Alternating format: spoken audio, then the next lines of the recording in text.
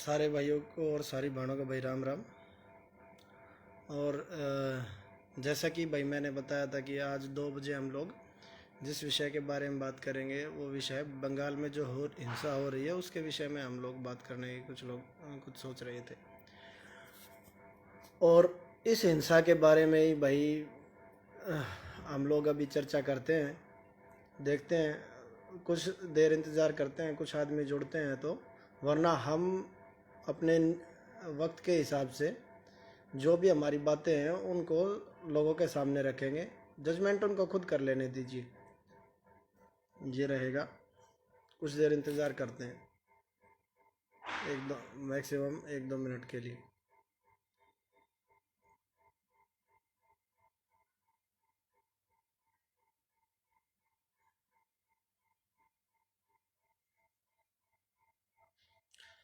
और इसके बाद आखिर में अगर आप लोगों के कुछ सवाल हो तो आप चैट सेक्शन के अंदर डाल सकते हैं, और जहाँ तक कोशिश हो सकेगी उनके जवाब देने की तो उनकी कोशिश भी करूँगा मैं। यही मैं बोलना चाह रहा था।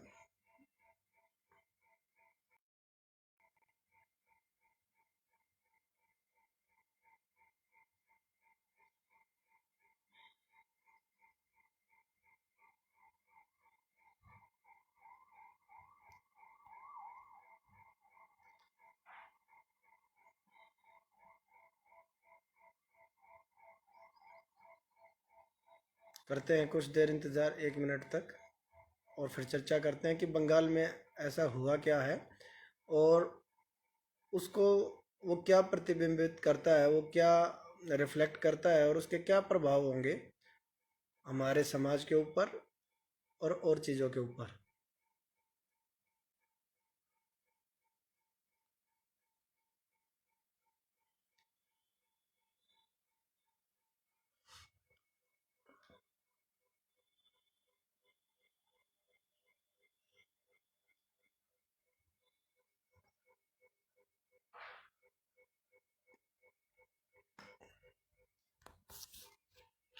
तो भाई बंगाल के बारे में बात कर लेते हैं कि बंगाल में ऐसा हुआ क्या है, बंगाल में क्या हुआ है।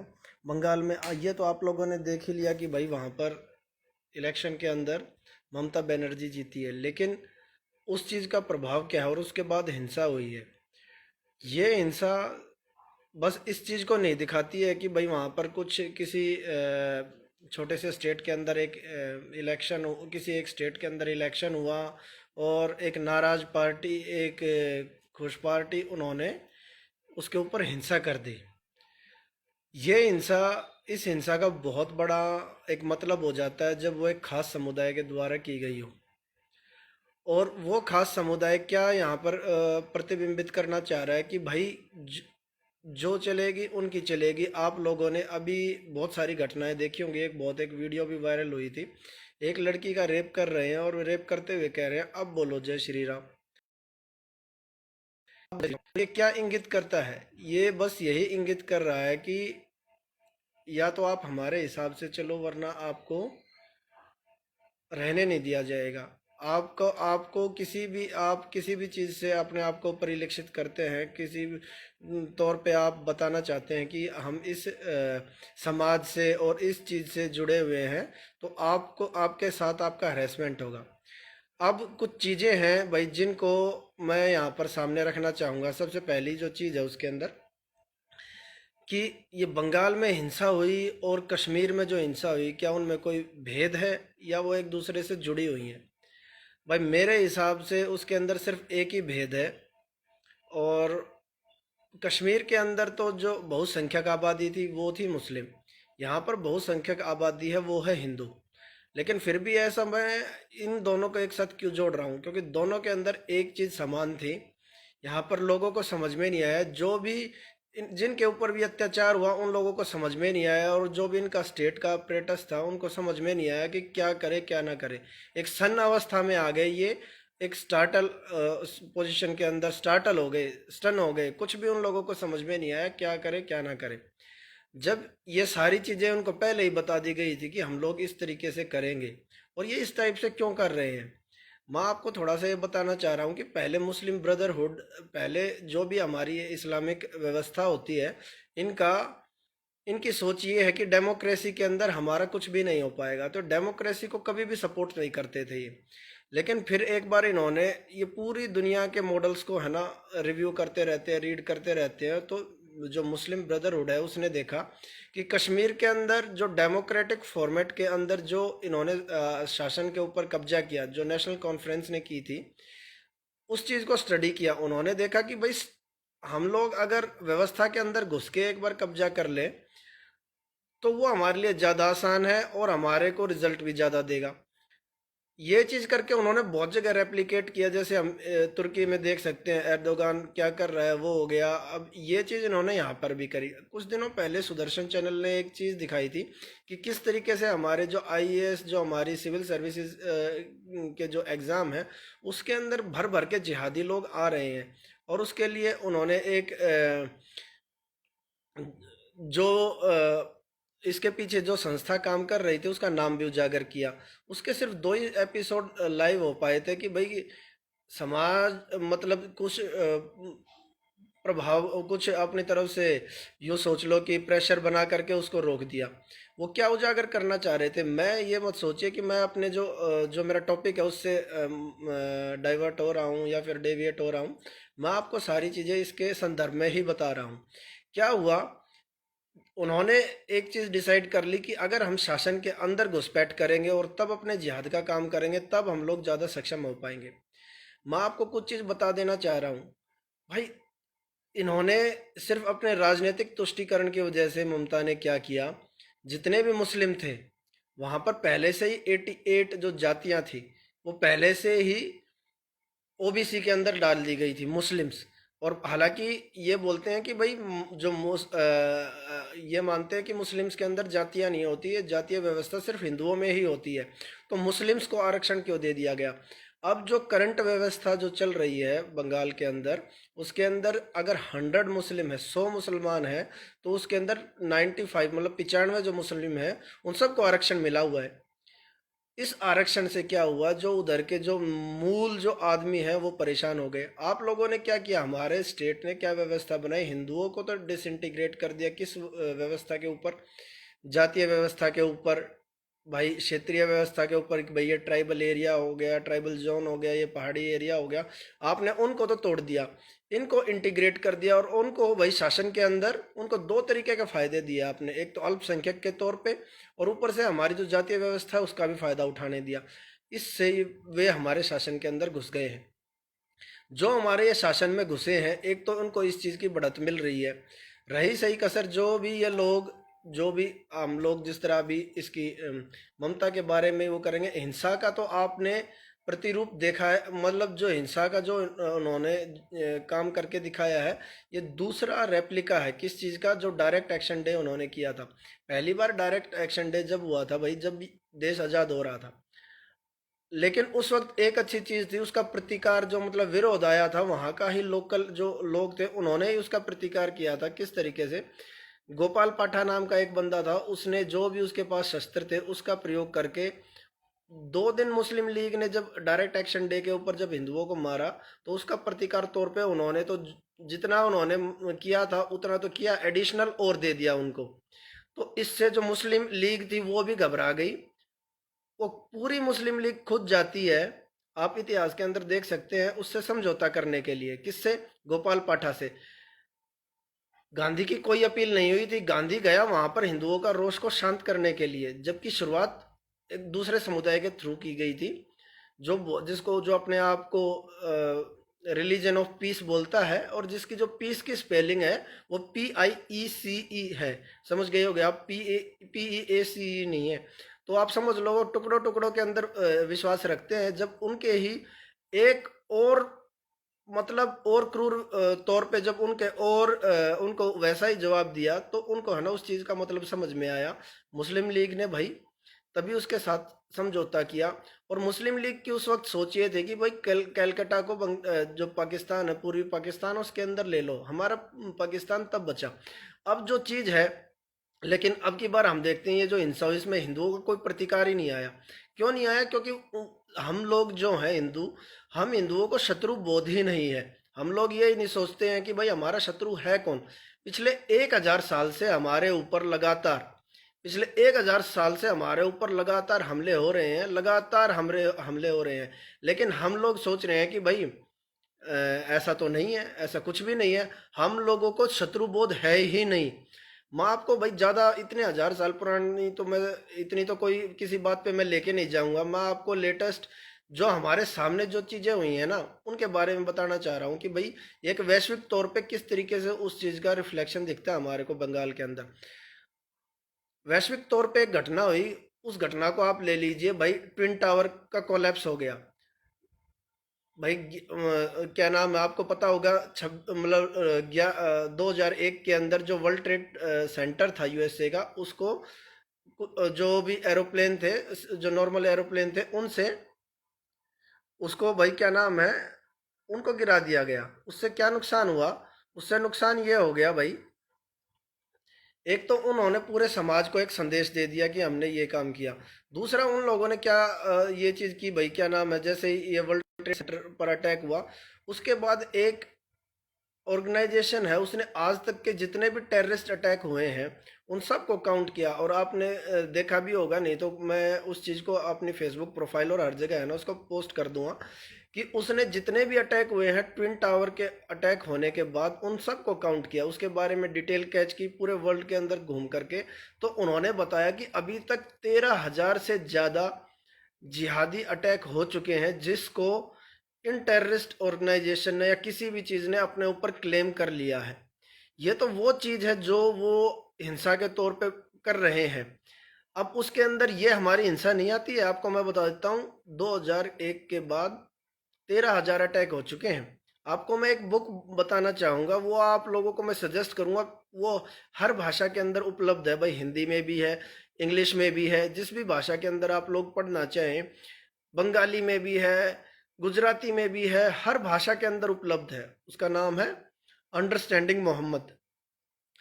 ये खुद उन्हीं के समाज के कुछ लोगों ने लिखी है। मैं आप लोगों को बोलूँगा कि इसको एक बार पढ़ के देखो, पढ़ के देखिए एक बार, इसको आप लोगों को समझ में आएगा कि जो ये चीज़ चल रही है इसके मूल में चीज़ क्या है। एक बार उस बुक को जरूर पढ़ के देखिए, अंडरस्टैंडिंग। अच्छा, अब मैं आप बता देता हूँ ये यहाँ पर क्या रिफ्लेक्ट कर रहे थे भाई। बंगाल के अंदर, बंगाल के अंदर ये शासन व्यवस्था के अंदर तो घुस ही गए हैं।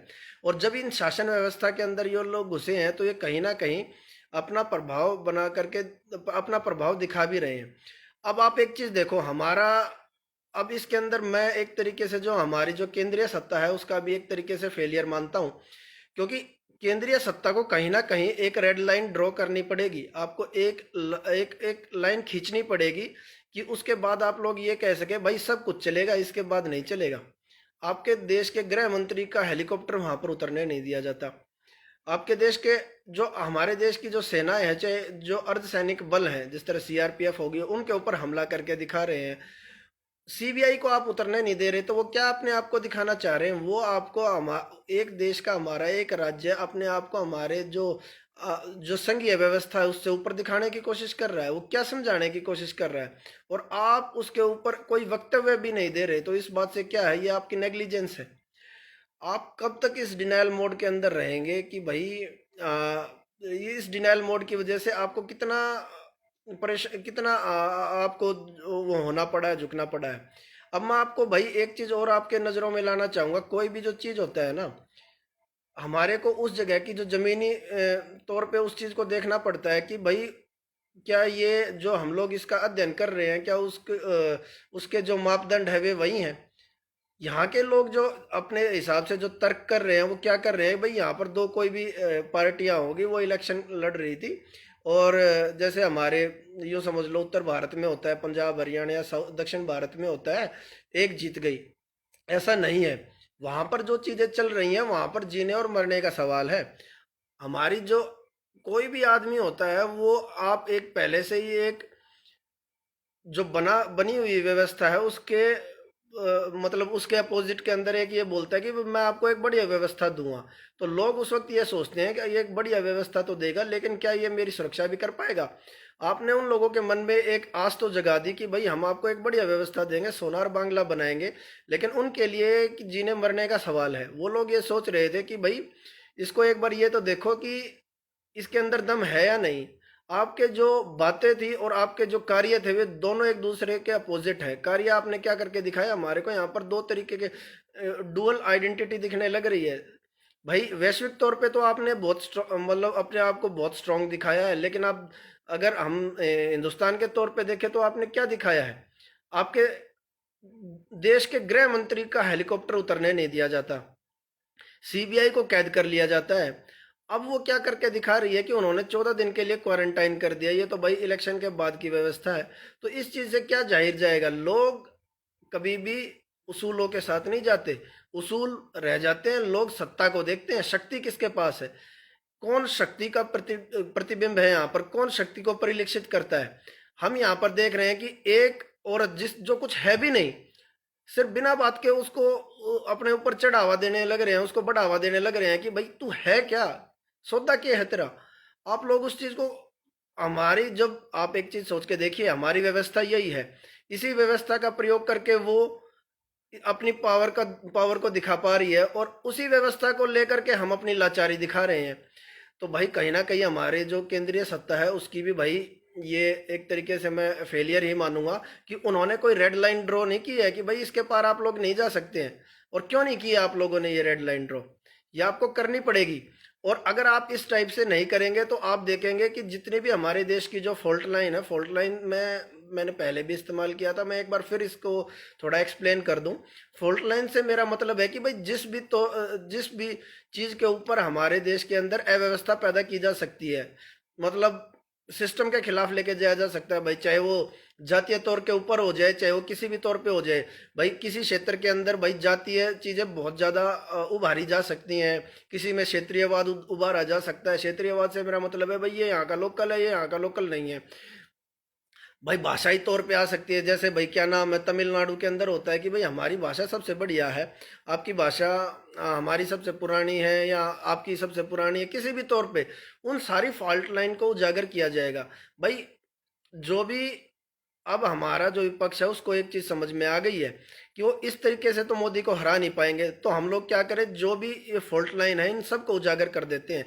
चाहे वो भाई धार्मिक तौर पे हो जाए, चाहे किसी भी तौर पे हो जाए, कि भाई आपके धर्म के ऊपर इस टाइप की बात हो रही है, लेकिन हमारे इसके अंदर इस बात की जिम्मेवारी किसकी, केंद्र सरकार की है। वही इस चीज को लचर व्यवस्था, इस लचर जो भी ये काम हो रहा है इसको बढ़ावा देने लग रहा है। हमने इस चीज को देखा भाई पिछले 2-3 चीजों के अंदर।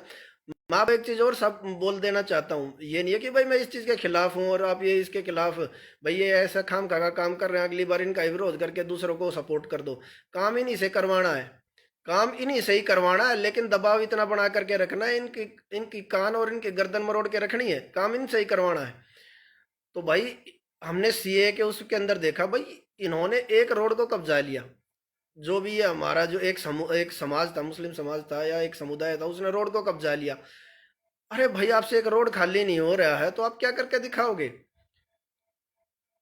सौदा क्या था वो।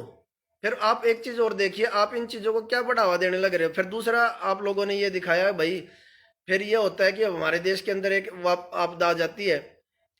अरे भाई एक चीज बताओ, कौन था ये मौलाना साद, के था, के सौदा के था इसका, कहीं का एक वो है तो था, एक यूं सोच लो कहीं का मौलाना ही था।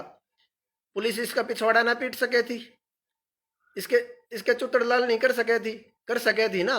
लेकिन इस चीज की वैल्यू आप लोगों, आप देखो आपने कितनी बढ़ा दी कि हमारे देश का जो सुरक्षा सलाहकार है, एनएसए नेशनल सिक्योरिटी एडवाइजर, वो मिलने जाता है उससे। सौदा क्या था भाई, सौदा क्या था वो, अब उससे मिलने के लिए आप लोग जा रहे हो, उसको भेज रहे हो और उसको निकाल कर के ला रहे हो।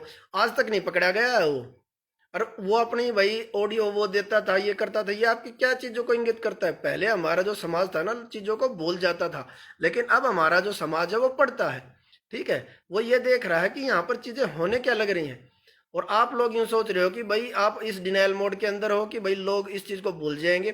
फिर हम देखते हैं कि ये आप सीरीज ऑफ इवेंट देखिए, किसान बैठ जाते हैं। भाई किसान को अगर आप देखोगे तो ये किसान किसान का कोई आंदोलन ही नहीं है। अगर आप मूल तौर पे अगर इसको गहराई से देखोगे, किसानों का आंदोलन नहीं है।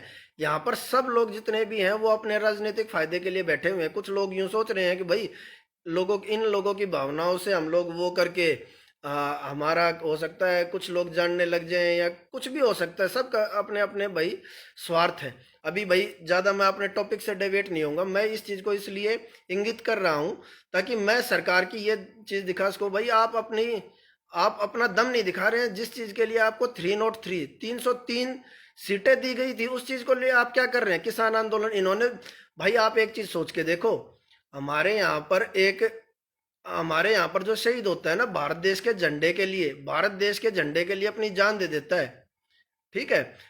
हम लोग अपने झंडे को कुछ नहीं होने देते, वहां पे झंडा उतार के फेंक दिया, और आप लोग यूं सोच रहे हम कुछ करके दिखाएंगे। क्या बताना चाह रहे थे आप? ये मास्टर स्ट्रोक है, हमने उजागर कर दिया। घंटे का मास्टर स्ट्रोक था ये। क्या था ये मास्टर स्ट्रोक? और उसके बाद आपने किया क्या है अभी तक? कहीं ना कहीं आपकी जो ये मास्टर स्ट्रोक की रणनीति है, ये आपकी कमजोरी को परिलक्षित करती है। और जो आपकी ये कमजोरी है, ये क्या आपको दिखा रही है? आप लोग क्या आप हम लोगों को भाई, सबसे पहले मैं आपको एक चीज मैं बता देना चाहता हूँ हमारी जो केंद्रीय सत्ता को, कि हमने आपको अपनी इकोनॉमी के रिवाइवल के लिए नहीं बिठाया था। भाई जिस आदमी के बस का जो काम होता है उसको वही चीज हम देते हैं। भाई हमने अपनी इकोनॉमी को अगर ज्यादा सुधारना होता ना, मनमोहन सिंह को सेलेक्ट कर लेते। भाई उसकी नीतियों से जो हमारे जो मतलब भेद हैं, उसको भी मैं कभी किसी और चीज में इंगित करूंगा, लेकिन आपको हमने बैठाया था वहां पर जो हमारी जो मूल समस्याएं हैं उस चीज को दूर करने के लिए, जिनके अंदर से भारत की जितनी भी ये जो भी हमारे यहाँ पर किसी को नौकरी नहीं मिल रही, किसी को ये नहीं हो रहा, एम्प्लॉयमेंट का वो कर रहे, आपने हमारी जनसंख्या को रोकने के लिए किया क्या है? क्या आपने देखा है पिछले क्या नाम है 10 साल से नीचे जो जो बच्चे हैं उनका ग्रोथ रेट कितना है? क्या हिंदुओं के बच्चे कितने हैं? आप लोग असली तो डाटा भी शेयर नहीं करते हैं। 2019 के अंदर अभी आप गूगल के ऊपर जा करके देखिए कि भाई 2019 के अंदर हमारे देश की जनसंख्या कितनी थी? 136 करोड़ थी। चीन की 139 करोड़ थी। सिर्फ 3 करोड़ पीछे थे हम लोग। और वो तो वो हैं जिनके हमारे पास कुछ डाटाबेस है, कुछ कागज हैं, कुछ वो हैं। जो लोग इलीगल है, जिनका कुछ है ही नहीं, उनका तो हमारे को पता ही नहीं है। आपको किस चीज के लिए बैठाया गया था? इस चीज के लिए बैठाया गया था कि आप भाई लोगों को उजागर करें। आपको दूसरा सबसे बड़ा जो पंगा जो आपके दिमाग में आ गया है, वो ये हो गया कि मेरे को वर्ल्ड लीडर बनना है। आप एक चीज सोच के देखिए, आपको मैं कुछ थोड़ा पास्ट के अंदर एक चीज बताना चाहूंगा। कुछ दिनों पहले तक भारत के प्रधानमंत्री के ऊपर यूएसए ने बैन लगा रखा था। आपकी ये औकात है? और अभी भी टाइम मैगजीन के अंदर और जो न्यूयॉर्क टाइम्स है उसके अंदर आपके लिए अच्छी बातें नहीं लिखी जाती हैं। अगर आप ये सोच रहे हो कि आपको नोबेल प्राइज मिल जाएगा और आप वर्ल्ड लीडर बन जाओगे, तो ये आपकी बहुत बड़ी भूल है। आपको लीडर यहाँ के लोगों ने बनाया है। आपकी जवाबदेही यहाँ के लोगों के लिए है, बाहर के वैश्विक तौर पे नहीं है। वैश्विक तौर के ऊपर आपको स्वीकार भी नहीं करते हैं। अगर आप ये चीज सोच रहे हो तो यहाँ के लोगों के लिए आप लोग काम कीजिए। और दूसरी जो चीज है जो मैं आपको बताना चाह रहा हूँ कि भाई बंगाल के अंदर ये चीजें, भाई केंद्रीय सत्ता को भी हमारे को लताड़ना पड़ेगा। क्यों सत्ता लताड़ना पड़ेगा? काम ही नहीं से करवाना है, क्योंकि इनका कोई विकल्प नहीं है हमारे पास, और दूसरा विकल्प हमारे को चाहिए भी नहीं। काम ही नहीं से करवाना है। अब जो चीज है मैं आपको बताना चाहूंगा भाई, दो चीजें जो यहाँ पर हुई हैं बंगाल के अंदर। एक तो वो लोग बिल्कुल स्टार्टल हो गए हैं। हर आदमी ये सोच रहा था क्या ये मेरे अधिकार क्षेत्र में आता है या नहीं आता। क्या यहाँ से भाई जो वो लगी हुई थी, क्या नाम है, आचार संहिता लगी हुई थी, ये हट गई है या नहीं हट गई है? अरे भाई आप इतने लाचार क्यों होके दिखा रहे थे? किस चीज के लीडर हैं आप? मैं आपको एक चीज बताना चाहूंगा, लीडर वो नहीं होता जिसको भाई हम वोट दे देते हैं, चुन लेते हैं। लीडर वो होता है कि भाई at the moment of time किसने बढ़िया काम करके दिखाया, किसने बेस्ट डिसीजन किया, किसने डिसीजन मेकिंग की। जो डिसीजन मेकिंग करता है वो होता है लीडर। भाई छोटा सा एग्जांपल है, महाराष्ट्र के अंदर अभी एक आपने देखा हो, एक अंधी माँ का बच्चा रेलवे प्लेटफॉर्म से नीचे गिर गया था। उसको तो पता भी नहीं था। वहां पर वो ड्यूटी किसकी थी? सिक्योरिटी ऑफिसर्स की होगी, किसी की भी नहीं थी। लेकिन उसके अंदर आपने एक देखा होगा, एक बेचारा एक आदमी जिसकी खुद की ड्यूटी भी नहीं थी, वो भागता है उस बच्चे को, जबकि सामने से ट्रेन आ रही थी, उसकी जान को भी खतरा था। उसको उठाया और उसको प्लेटफॉर्म के ऊपर डाला, और कुछ सेकंड का ही फर्क था और खुद भी ऊपर आ गया। भाई या तो वो किसी चीज को दोष दे सकता था, या उसके अंदर at the moment of time वो क्या कर सकता था, उसने डिसीजन मेक किया और एक्शन लिया। लीडर वो होते हैं, लीडर हम लोगों में से ही हैं, ये नहीं है इनकी तरफ आप मत देखिए। आप लोग क्या वो कर रहे हैं? हम एक चीज, सबसे पहली बात है, आप लोगों को अपना शत्रु बोध होना चाहिए भाई इतने हजार साल से आपके ऊपर हमला हुआ है, इतने चीजें वो हुई हैं, आप ज्यादा पुराना मत जाइए। हमारे देश को आजाद हुए कितने दिन हो गए हैं। डायरेक्ट एक्शन में आप लोगों को क्या दिखाया गया था। और ये हिंसा कौन सी पहली पहली बार की चीज है। ये हिंसा कब और हुई है। अभी बंगाल के अंदर पंचायत के इलेक्शन हुए थे, जब भी हुई थी। अगर कोई कार्य एक बार किसी आदमी के साथ होता है तो भाई उस चीज को हम लोग ये मान सकते हैं कि भाई एक बार हो गया तो चलो हो गया, दूसरी बार होता है तो भी मान लिया। लेकिन अगर वो तीसरी बार होता है तो इस चीज का मतलब ये है कि भाई आप ही डिनाइल मोड के अंदर हैं, आप ही उस चीज को नहीं देख रहे हैं। ये हो क्या रहा है। क्या आपको अपनी रणनीति नहीं बदलनी चाहिए। अरे भाई सब कुछ छोड़ दो, सरकार के ऊपर सब कुछ वोट डाल दो, लेकिन बहन बेटी तो आपकी ही है। बहन बेटी किन की है। उनकी सुरक्षा का हक किसको है, उसकी जिम्मेवारी किसको है। अगर हम जानवरों को भी देखते हैं तो जानवर भी अपने बच्चों की जो सुरक्षा होता है वो करता है, उसके लिए प्राण दे देता है।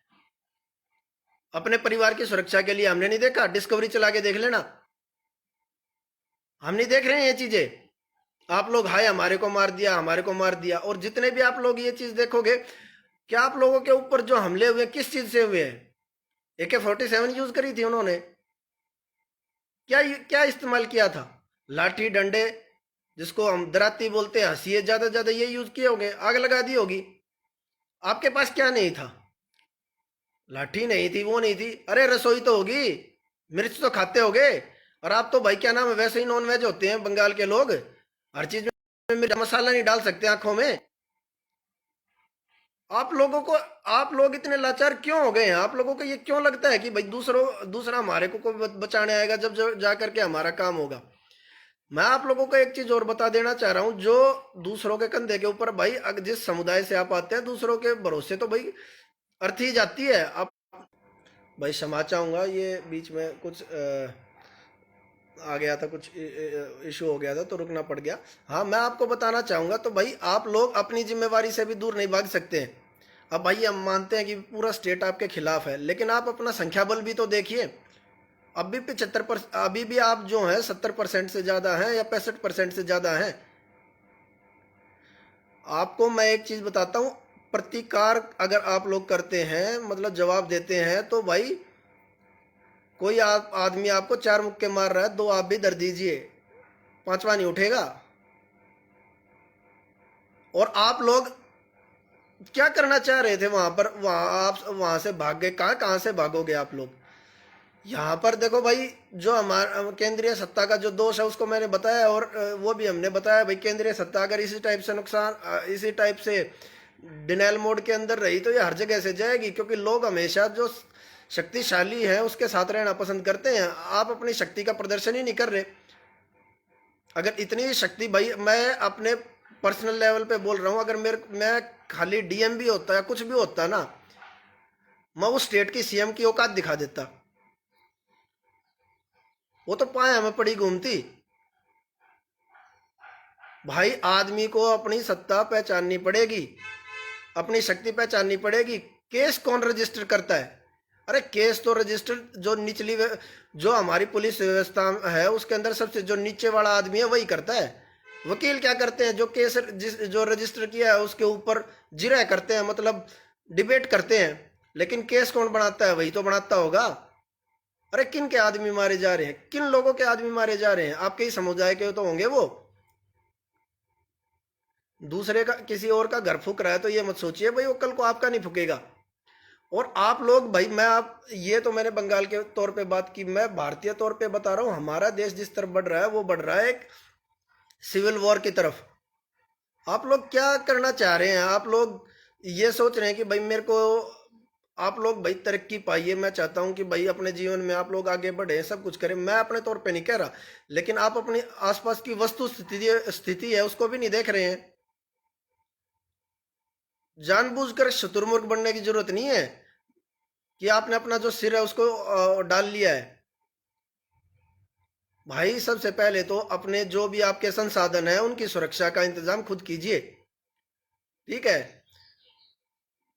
कितनी पुलिस व्यवस्था है दिल्ली की अगर बात करें तो 2 करोड़ आदमी है, 70,000 पुलिस वाले हैं, और उनके अंदर से 12,000 पुलिस वालों को कोरोना हो रखा है। आप क्या सोचते हो कि बाकी के जो लोग हैं, मतलब करीबन जो 20% लोग हैं, 20% लोग हैं, उनको तो कोरोना हो रखा, आपकी सुरक्षा कर पाएंगे ये लोग? हमने इनका फेलियर देख लिया है। और जो हमारा जो शत्रु है वो प्रयोग करता रहता है, उसने बहुत सारे प्रयोग किए हैं। दिल्ली के अंदर सीए के दौरान प्रयोग करके देखा, 60,000 लीटर तेजाब ले रखा था उन्होंने। फिर उन्होंने प्रयोग करके देखा है बेंगलोर के अंदर, रात को 2 बजे जब सब लोग सो रहे थे, जब पूरा बेंगलोर जला दिया। फिर उन्होंने प्रयोग करके देखा कोयम्बटूर के अंदर। आप लोग इन चीजों से अनभिज्ञ कैसे हो सकते हैं? आप लोग, मैं आपको फिर एक चीज रेकमेंड करता हूं, एडवाइस करता हूं, एक बुक है अंडरस्टैंडिंग मोहम्मद, पढ़िए उनको। आप क्यों डिनाइल मोड के अंदर हैं? आप एक बार इनकी सोच देख के देखिए, शत्रु बोध आप क्यों कर रहे हैं, हर चीजें क्यों करके दिखा रहे हैं? भैया हर जगह पत्थरबाजी क्यों कर रहे हैं? इसके पीछे मूल में क्या छिपा हुआ है? ये लोग आप लोगों को शैतान मानते हैं, और शैतान को पत्थर मारना शबाब का काम होता है, इसलिए आपको पत्थर मार रहे हैं ये। आप सोच रहे हो पत्थरबाजी होगी, नहीं। आप इनकी सोच को आप समझ नहीं रहे। इनके पूरे दिन में दिमाग में चलता क्या रहता है? इनके दिमाग में चलता रहता है कि भाई इन्होंने यहाँ पर फितना फैला रखा है, हमारे को फितने से, इन लोगों फितने से भाई समाज को बचाना है, और इसके लिए हमारे को चाहे कुछ करना पड़े, चाहे धोखा देना पड़े। और धोखा देना ये गलत नहीं मानते हैं, उसको अलतकिया बोलते हैं ये लोग। गूगल पे सर्च करना, अलतकिया होता क्या है? अलतकिया हमारी, अब ये जो एक्सपेरिमेंट जो यहाँ पर हुआ है कश्मीर के अंदर, कश्मीर के अंदर तो भाई वहां पर जो कश्मीरी पंडित थे उनको भगा दिया। लेकिन आपकी कितनी बड़ी बेवकूफ़ी है, आपने उनको बताया कश्मीरी पंडित, हिंदू नहीं बता सकते थे? जो हमारी जो सबसे बड़ी गलती है कि हमारे यहाँ पर कितनों कितने जीनोसाइड हुए हैं। जीनोसाइड समझते हैं ना आप लोग? हमारा आज तक जो हमारा जो स्टेट है, हमारा जो राज्य है, उसने आज तक इस चीज को मना किया है कि भाई यहाँ पर कोई जीनोसाइड हुआ ही नहीं है। हम लोगों ने देखा नहीं, जब देश आजाद हुआ क्या जनसंहार हुआ था? आपने उसको एक्नोलेज नहीं किया, माना नहीं। कश्मीरी पंडितों को या कश्मीरी हिंदुओं को बोल लो, वहां से हिंदुओं को भगा दिया, मारा, कितने लोगों को मार दिया। आपने उस चीज को भी एक्नोलेज नहीं किया। अब बंगाल में हो रहा है, इसको नहीं कर रहे। नोआखाली के अंदर जो हुए उसको उसको आपने जनसंहार की वो नहीं दी। सबसे पहले तो जनसंहार को वो दो ना, यहाँ पे जेनोसाइडल एक्ट जो हो रहे हैं केरल के अंदर हो रहा है। आप भाई अगर दो ज्यादा, ये तो मैंने वैश्विक तौर पे बता दी, मैं अपने एक क्षेत्र की बता देता हूँ, नजफगढ़ की बता रहा हूँ। आप लोग किस तरीके से इतने अनबिग हो सकते हैं?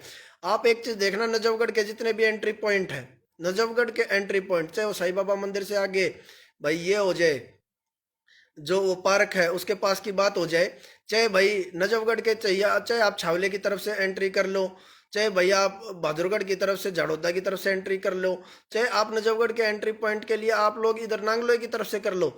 यहाँ पर सारे नारियल की एकदम एकदम एक ही वक्त के ऊपर सारी जगह नारियल की दुकानें खुल गई हैं। और सारी नारियल की दुकानें जो हैं रोड के ऊपर कब्जा करके बैठ गए हैं। और सारी नारियल के जो वो कब्जा करके बैठे हैं वो लोग हैं कौन? वो एक ही समुदाय से हैं। आप लोगों को समझ में नहीं आता ये हो क्या रहा है? ये एक बहुत बहुत एक रणनीति के तौर पे हो रहा है। आपके क्षेत्र में भी ऐसा होने लग रहा होगा। अभी कुछ दिनों पहले हमने एक चीज देखी, द्वारका मोड़ के ऊपर एक बंदा था, नारियल पानी की वो थी, ये कोरोना पीरियड के अंदर उसके ऊपर थूक रहा था। एक मित्र ने जाके उसको रोका, तो उसने देखता है कि वो बंदा बुलेट पे आ रहा है। आपके अंदर बहुत सारे लोग, मैं मानता हूँ बहुत बढ़िया सक्षम होंगे, बहुत अच्छी उनकी सैलरी होगी, बढ़िया कमा रहे होंगे, पर बुलेट सबके पास नहीं है। बुलेट आज भी एक चीज का स्टेटस सिंबल है। एक उस सिर्फ नारियल बेचने वाले के पास एक बुलेट का होना वो क्या दिखाता है? या तो भाई वो चोरी की है, या वो क्या कर रहा है, वो वहां पर सिर्फ दिखाने के लिए नारियल बेच रहा है। वो उन्होंने जो सिक्योरिटी पिकेट्स होते हैं ना, सिक्योरिटी पिकेट होते हैं, वो बनाए हुए हैं। जिस तरह हम लोग सोचते हैं कि भाई, आपने देखा होगा मेट्रो के अंदर देखा होगा, फौजी कुछ मिट्टी के वो कट्टे वगैरह लगा करके उसके पीछे बंदूक लेके खड़े रहते हैं, सिक्योरिटी के लिए खड़े रहते हैं। वो सिक्योरिटी पिकेट है, नजरों को डालने के लिए। तो ये नारियल की दुकान है, इनको ये मत सोचिए नारियल बेच रहा है, ये सिक्योरिटी पॉकेट है, जो भी एंट्री हो रही है। दूसरी, आप लोगों ने देखा नहीं है, आज दिल्ली में जाके देख लीजिए, जितने भी सरकारी जो ऑफिस है उनके पास में सारों सारों के पास में ही ऐसी झुग्गी बस्ती है, सारों के पास रोइंग है, सारों के पास ऐसे ही ये इनकी दुकानें कैसे हो जाती हैं? सिर्फ सरकारी दफ्तरों के पास में ही। ये लोग इस चीज की नजर बना करके रखते हैं, कौन लोग आया कौन लोग नहीं आया। आप लोगों को नहीं दिखती है ये चीजें? अगर आप लोगों को ये चीजें नहीं दिखती हैं तो आप लोगों के अंदर शत्रु बोध नहीं है। और अगर आपको शत्रुबोध नहीं है तो आप इसकी सुरक्षा का भी इंतजाम नहीं कर सकते। अब आपको पता ही नहीं है आप उसका प्रतिकार क्या करेंगे। बंगाल के अंदर जो हुआ है इसके अंदर मैं तो वहां के लोगों का भी वो करता हूं, मैं फिर भी आप लोगों को आह्वान करता हूं कि आप लोग उठिए। आप माँ काली के उपासक हैं भाई। माँ काली जो रक्त बीज का विनाश करती है, आप लोग किस चीज के वो हैं? माँ काली के उपासक हैं। और आप लोग जो वो करके दिखा रहे हैं, क्या नाम है, एक भीरुता का प्रदर्शन कर रहे हैं, कायरता का प्रदर्शन कर रहे हैं। क्या आपको ये क्या दिखाता है ये आपको? भाई वहां पर हमारे इतने बड़े बड़े महान आदमी हुए हैं, और आप लोग अब कब कब तक भागेंगे अपने क्षेत्र को छोड़ के? कब तक वो करेंगे? प्रतिकार करिए। मैं आपको बता रहा हूँ, दूसरा समुदाय इतना डरपोक है, जिस दिन आपने उसको मार दिया ये अपनी सलवारों में मुँह देता है। सलवारी पहनते हैं ये लोग, उसके अंदर मुँह देता है वो। देखो, मैं आपको इस चीज के लिए विरोध नहीं, मैं आपको भड़का नहीं रहा हूं, लेकिन मैं आप लोगों को ये कह रहा हूं, आपके परिवार की सुरक्षा आपकी जिम्मेवारी है। जानवर की भी होती है, एक पशु की भी होती है। आप अपने आप को नहीं देख रहे हैं। ये जिम्मेवारी किन की है? भाई अब बात आती है, ये तो मैंने ये आपको इंगित किया भाई, ये सारी बातें ये हो गई, लेकिन इसका समाधान क्या है? समाधान कुछ केंद्रीय तौर पे होगा, कुछ आपके तौर पे होगा। केंद्रीय तौर पे ये होगा, सबसे पहले जो जीनोसाइडल जो एक्ट हुए हैं आज तक के, उनको एक्नॉलेज करें। जनसंहार की जितनी भी घटनाएं हुई हैं, चाहे वो देश की आज़ादी के तौर पे हुई हो, चाहे कश्मीर से भगाना हुआ हो, चाहे मोपला केरला के अंदर हुई हो, चाहे दिल्ली के अंदर हुई हो, जो जनसंहार हुआ है, इनको स्वीकार्यता दीजिए। दूसरा, अपनी भी इस चीज़ का फेलियर मानिए कि भाई क्या नाम है, आप लोग कुछ नहीं, आप लोग इस चीज़ के अंदर दम नहीं दिखा रहे हैं कि भाई आप एक रेड लाइन आपको ड्रॉ करनी पड़ेगी, वरना जितने भी हमारे राज्य हैं वो सारे एक दूसरे से अलग होने के लिए आगे बढ़ने लगेंगे। समझ पा रहे हैं? ये तो हो गया केंद्रीय तौर पे काम। और कुछ काम कीजिए। अब बताता हूँ आदमी के खुद के तौर पे कैसे काम हो सकता है। खुद के तौर पे काम दो तरीके से हो सकता है। सबसे ज़्यादा ज़रूरी है आपकी नज़रें। आपको ये चीज़ें एक्नॉलेज करनी पड़ेंगी कि एकदम कैसे ये नारियल की दुकानें, एकदम कैसे फलों की दुकानें, कोई भी शहर है उसके एंट्री पॉइंट पे आ गई हैं। आप किसी भी शहर के अंदर हो सकते हैं, नोएडा, गाजियाबाद, या उसका भी कोई छोटा हिस्सा, आप देखोगे कि उनके जो भी एंट्री पॉइंट है उनके ऊपर इनकी दुकानें आ गई हैं। इलीगल तौर के ऊपर ये खाम खा के मजारे, नमाज, ये क्या नाम है, मजारे वगैरह कैसे बनने लग रही हैं। पहले आप चीज देखोगे। और दूसरा, आपको शत्रुबोध होना चाहिए आपके साथ हो क्या रहा है। मैं आपको फिर एक बार रेकमेंड करूंगा, ये किताब जरूर पढ़िए, अंडरस्टैंडिंग मोहम्मद। भाई ये चीज आपने वो देखी। तीसरा, आपको क्या काम करना है, जरूरी नहीं है आप कोई बड़ा संगठन बनाए, क्योंकि हमारी जो केंद्रीय सत्ता है वो बड़े संगठनों को वही नहीं कर रही है। हम लोग बेशक उसके अंदर ये मान रहे हैं कि भाई वो उनको कर रहे हैं, लेकिन अगर हम अपने प्रधानमंत्री का ट्रैक रिकॉर्ड देखते हैं, देखो भाई जो बात गलत होगी वो बोली भी जाएगी। जब से ये सीएम बना था, इसने वहां पर जो बजरंग दल जिसने प्रतिकार किया था 2000 उनका दंगों का, बजरंग दल, विश्व हिंदू परिषद, उसको ही खत्म कर दिया। वहां पर कोई उसका अब वो नहीं है, नामो निशान नहीं है उनका। माया कोडनानी, जो वहां पर बाबू बजरंगी, सब जेल में पड़े हैं। अच्छा ठीक है, अब उस पे देखते हैं। अब हम उत्तर प्रदेश में आ जाते हैं। युवा हिंदू वाहिनी, जिस दिन से हमारे जो ये मुख्यमंत्री है सीएम योगी आदित्यनाथ, इनको मुख्यमंत्री बनते ही इनको एक बात बोली गई थी, भाई सबसे पहले आपको है ना इसको तोड़ना है, डिसोसिएट करना है युवा हिंदू वाहिनी को, इसको भाई एक्टिव नहीं रखना है। समझ रहे हैं आप? तो भाई संगठनों से तो आप लोग ज्यादा अपेक्षा ना करें, लेकिन दो तीन आदमी जो भी हो अपने घर परिवार के अपनी तो सुरक्षा करोगे। यूं बोलते हैं अपना मारेगा कम से कम छाह में तो डालेगा। और भाई से बढ़ के यार नहीं, अगर तकरार ना हो, और जुए से बढ़ के खेल नहीं, अगर हारना हो, भाई से बढ़ के कौन होता है? तो भाई ये है, मैं आपको यही बताना चाहूंगा कि भाई आप लोगों को काम करना पड़ेगा। और जो जिस लेवल पर इनकी जो सत्ता चल रही है, इनको इनका विरोध करने के लिए भैया हम देख रहे हैं हमारे सिस्टम में भी घुसने लग रहे हैं। तो आपको कौन रोक रहा है? अब हम देखते हैं भाई, पुलिस वाले सबसे ज्यादा जो परेशान करते हैं हमारे हिंदुओं को ही करते हैं, और हिंदू ही होते हैं वो। इनके इलाके में तो चालान भी नहीं काट सकते आप लोग। पुलिस वालों, आपके लिए ये नहीं है कि भाई हम लोग आपको ये बोलने लग रहे हैं कि भाई आपको शर्म नहीं आती है क्या, अपनों से ही पैसे ले लेते हो। ये चार आदमी आ जाए, पुलिस वालों की भी भाई पिंडी ढीली हो जाती है। इतने आदमी आ गए, इनसे ना पैसे ले सकते, आपको मारा जाता है, पीटा जाता है हर जगह। कहाँ नहीं पिटते आप लोग, हर जगह आपको यही समुदाय पिटता है। और जो भी आपके भलाई की बात करता है उनको आप लूट लेते हो। तो यहाँ पर जो भी चीज है इसके अंदर हमारे जो जो भी तीनों वो प्रणाली है, जो व्यवस्था उनको भी सामने लाया जाएगा। भाई सबसे पहले अपना शत्रुबोध आप लोगों को होना चाहिए। और अगर आप अभी भी डिनाइल मोड के अंदर हैं, जो फॉल्ट लाइन है क्षेत्रीय तौर पे, जातीय तौर पे, सामाजिक तौर पे, भाषाई तौर के ऊपर, जो भी जितने भी चीजें उभार सकते हैं ये लोग, ये उभारेंगे।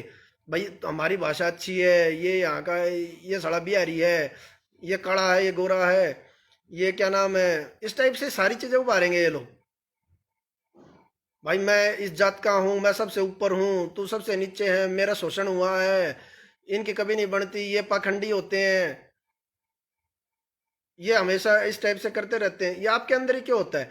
सबसे पहली बात क्या है, आपको तो इतनी चीजों के अंदर विभेद कर दिया है आप लोगों का। और जो दूसरी तरफ हम लोग देख रहे हैं, उनको आरक्षण के अंदर तो उनको फायदा दिया जा रहा है, लेकिन उनका विभेद नहीं किया जा रहा। उनको क्यों नहीं बोलते भाई तुम इस जात के हो, तुम इस जात के हो।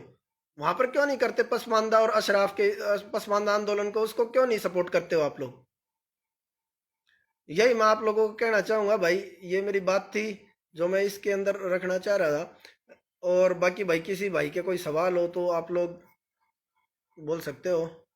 और कोई आदमी अगर भाई क्या नाम है लाइव में आगे आना चाहता हो तो भाई बता दो, मैं उसको ले आता हूँ।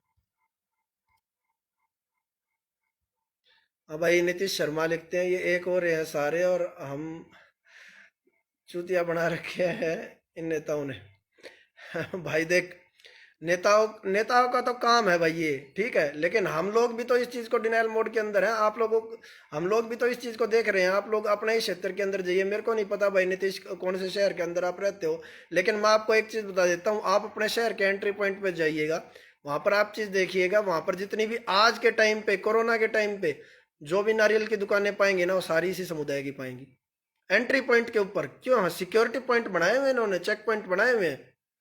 तो क्या हम लोग इस चीज को देख रहे हैं? हम लोग उन्हीं से लेने के लिए जा रहे हैं। आप देखना उसके ऊपर थूकते हैं ये लोग, नारियल को थूक करके। और इनकी सोच क्या है हमारे उसके लिए? हम लोगों को शैतान मानते हैं। हम लोग जो भी काम कर रहे हैं सब फितना है इनकी नज़र में, इसको इनको दूर करना ये इनका धार्मिक लक्ष्य है।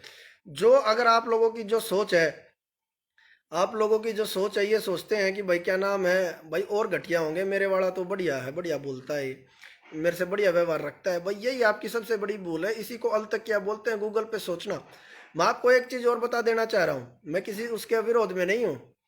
अगर कोई इंजीनियर है, दो इंजीनियर है, एक हमारे समुदाय से एक दूसरे समुदाय से है, जिसकी मैं बात कर रहा हूँ समझ रहे हो, या एक मजदूर है, या कोई नेता है, या कोई है, आप एक चीज पाएंगे कि वो उसकी अपेक्षा में ज्यादा मीठा बोलता होगा और ज्यादा नरम होगा, ठीक है।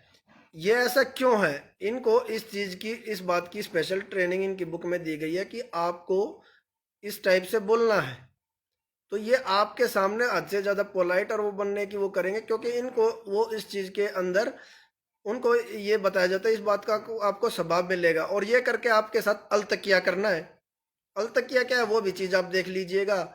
ये मत सोचना भाई मेरे से अच्छा बोलता है, ये करता है, ये करता है, नहीं भाई, एक बार इसको आप गूगल करो।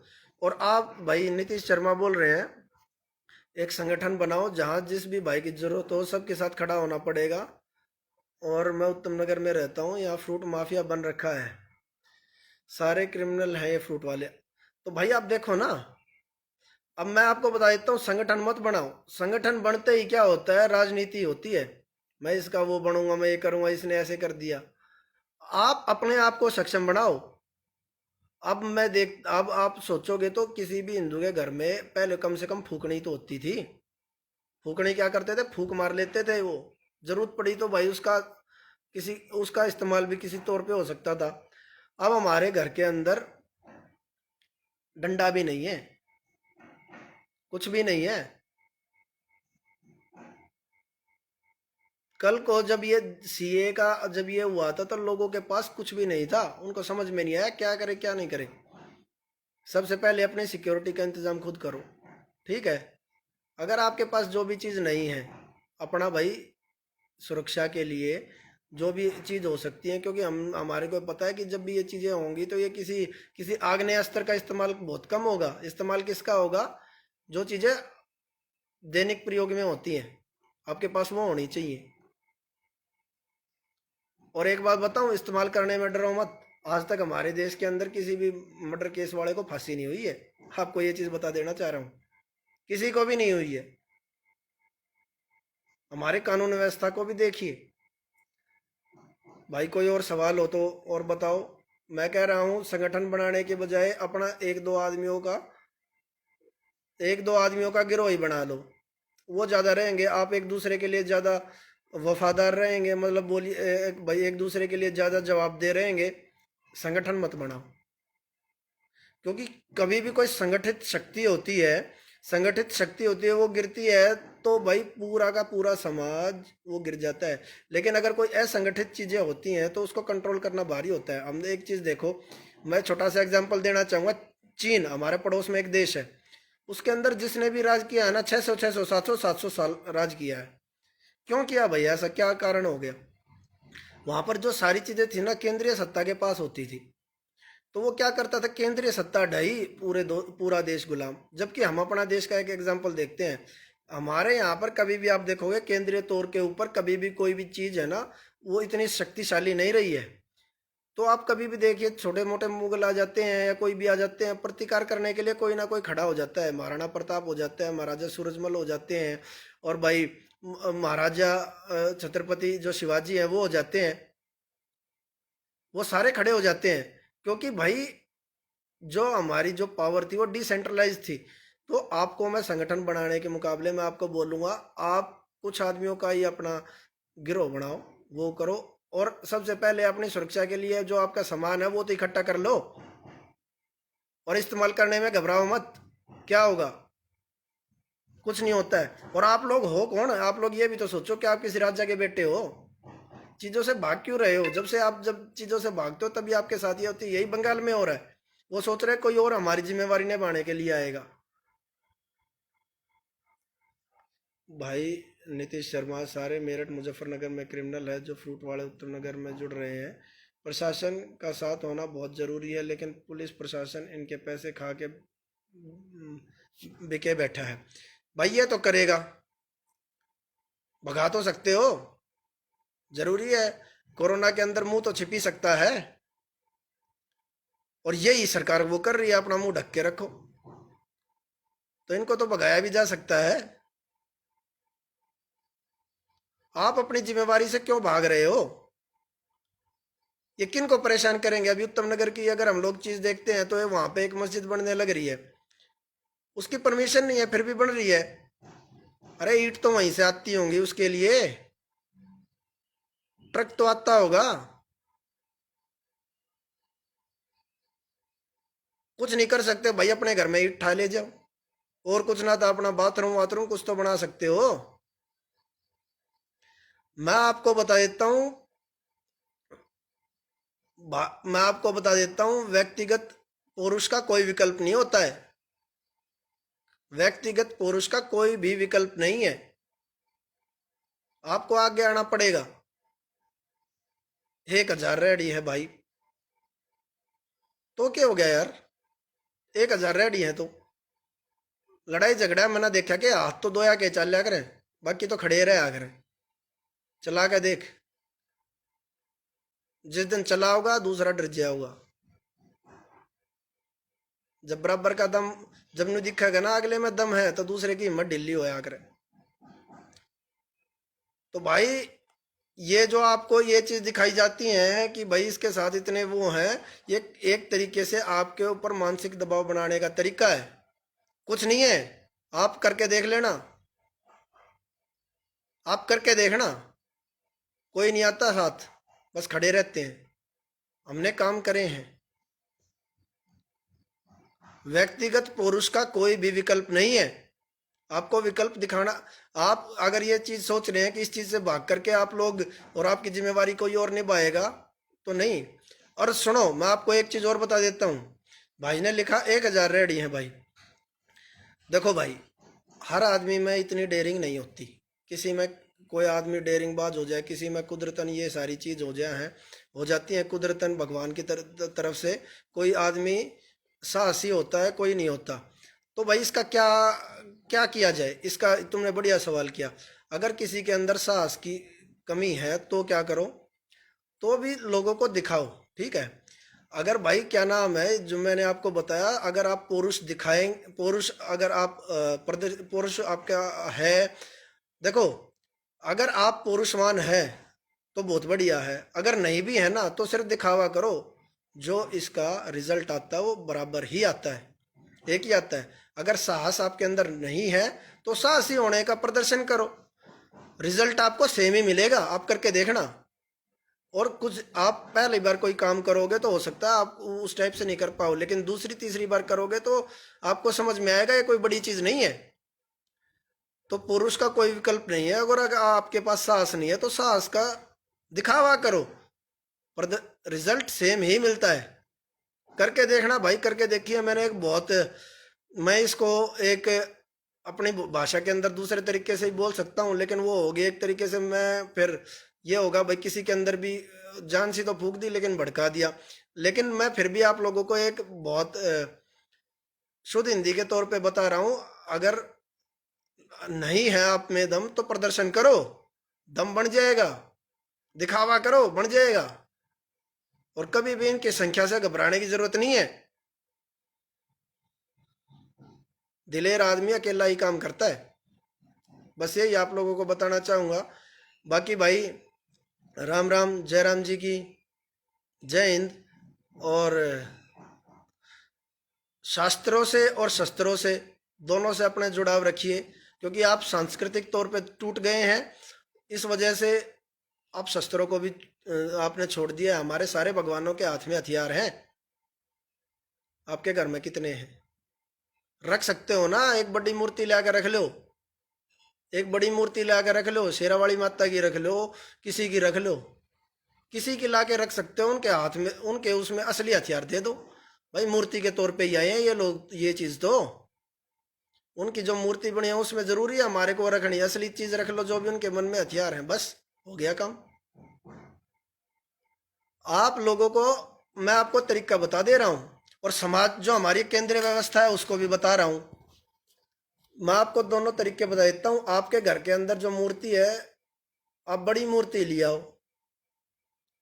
बड़ी मूर्ति के तौर पे जितने भी उसके हाथ होते हैं, उनके सबके हाथों में हथियार होते हैं। जो जो उनके हाथ में हथियार है वे असली रख लो। भाई ये तो इसके अंदर लगे हुए आए थे, हम क्या करें, हम तो इसी की पूजा करते हैं। किस भगवान को मानते हो आप?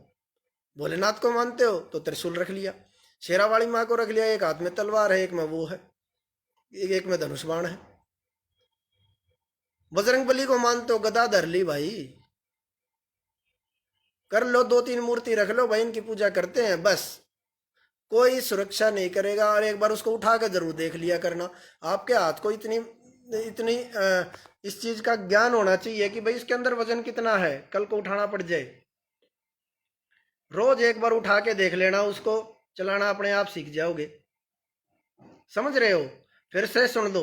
जो भी आपके पास जो भी ये है, चाहे क्या नाम है, जो भी चीजें हैं उसको उठा के देख लेना, बस चलाना अपने आप सीख जाओगे। और आप तो रख सकते हो। ये तो मैंने आपको भाई व्यक्तिगत तौर पे बताया। अब मैं बता देता हूँ भाई शासन व्यवस्था के तौर पे कैसे हो सकता है। भाई अब शासन व्यवस्था के अंदर ये बोलते हैं हम सुरक्षा नहीं कर पाते, हमारे पास बड़ी हथियार नहीं है, और इस चीज़ के लिए हमारे को फंड एलोकेट नहीं हो सकता। इसका मैं आपको तरीका बताता हूँ। थाने के अंदर, हर थाने के अंदर जो भी होती है पिस्टल वगैरह कुछ भी होती है, ये रहते हैं। आप एक काम करो, हथियारों के लाइसेंस खोल दो। एक एक बंदूक जो आती है, वो एक बंदूक मतलब जो भी वो लेते हैं, वो 2 लाख रुपए के अंदर बिकती है, 1.5 या 2 लाख में। अभी हमने देखा था कि हमारे अमेठी के अंदर एक फैक्ट्री लगी है, किसकी? रशियंस की। AK-102 बनती है वहां पे। AK-47 के सीरीज के अंदर सबसे टॉप लेवल का हथियार है AK-102। उसकी कीमत कितनी है? 70,000 रुपये है। तो जब इतनी टॉप लेवल की जो वो है वेपन, हमारी जितनी भी ये हो गई है, पुलिस होगी, जो भी हमारी सुरक्षा व्यवस्था में लगे हुए हैं, एक के बदले में दो खरीद सकते हो आप लोग। तो इसके लिए तो भाई जो काम करके दिखाना पड़ेगा, शासन व्यवस्था को दिखाना पड़ेगा। दूसरा तरीका मैंने आपको बता दिया है। चीजों से बहाने बनाकर चीजों से भाग सकते हो, लेकिन शोषण आखिर में आपका ही होगा, आपके परिवार का ही होगा। या तो प्रतिकार करो, वरना जिस चीज की तरफ हमारा देश बढ़ रहा है, और जरूरी नहीं है कि हम लेके जा रहे हो, इस चीज से आप भाग नहीं सकते, आपको कुछ दिनों में दिख जाएगा। और मैं फिर आप लोगों को बोलूंगा, सबसे पहले शत्रु बोध होना जरूरी है। आप लोग एक बुक जरूर पढ़ के देखिए, अंडरस्टैंडिंग मोहम्मद। बाकी भाई, राम राम, जय राम जी की जय श्री राम। और भाई, यही था। धन्यवाद।